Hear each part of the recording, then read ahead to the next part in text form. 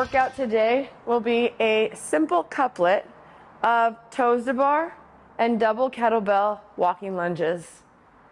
Our workout's going to start off with 30 toes to bar, and that means we're going to go ahead and touch both toes to the bar at the same time as we go through it. All right, now if we need to scale today, you can go ahead and do full toes to bar for half the reps. That means in the first set of 30, you'll do 15. If we're scaling even further, we're going to be doing an alternating a single leg toes to bar.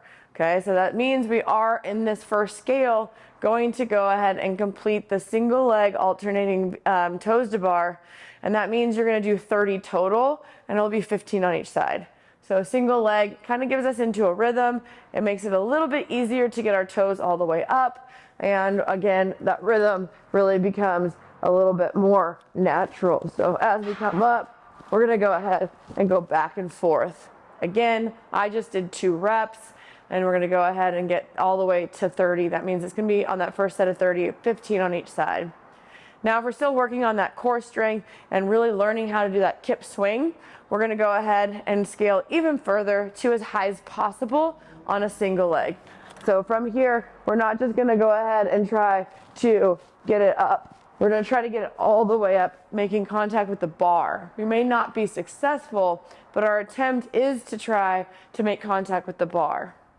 Now, finally, the last scale, we won't be on the bar. We're going to go ahead and use an ab mat, and we're going to do some straight leg ab mat sit-ups. So we're going to be using this to kind of assist us to activate the lower abdomen. It'll feel a little bit easy in the beginning, but then we'll be able to go ahead and complete 30. On these toes to bar, or excuse me, the ab mat sit-ups, I would like for you to touch the tips of your toes.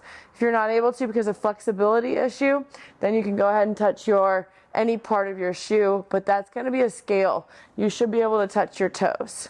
Okay, so again, it's going to be a straight leg ab mat sit-up. It allows us to press down and sit up using those arms to go ahead and get that swing going. That will be 30 reps there, all right? And that ab mat will allow you to get to that 30 reps, probably an equal amount of time as it takes you to go ahead and do toes to bar. Now, on the first set of toes to bar, once you finish 30, we're going to move to the double kettlebell. We're going to go ahead and complete 90 feet. And this is going to be completed in 3 30-foot lengths. And we're going to go ahead and get that in that front rack. Now, there is going to be a prerequisite into those kettlebells. You're going to have to clean them up. And then your knuckles need to be under your chin, and they need to be touching so that kettlebells are in the frontal plane. So it's not going to be far apart. It's not going to be on top. You do have to put these knuckles together and underneath your chin.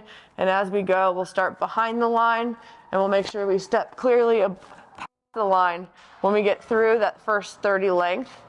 And then we'll go ahead and turn around and come back. So again, on this first set of 90 feet, you're going to have to go down and back and down for your first set because we're going to be on 30-foot increments.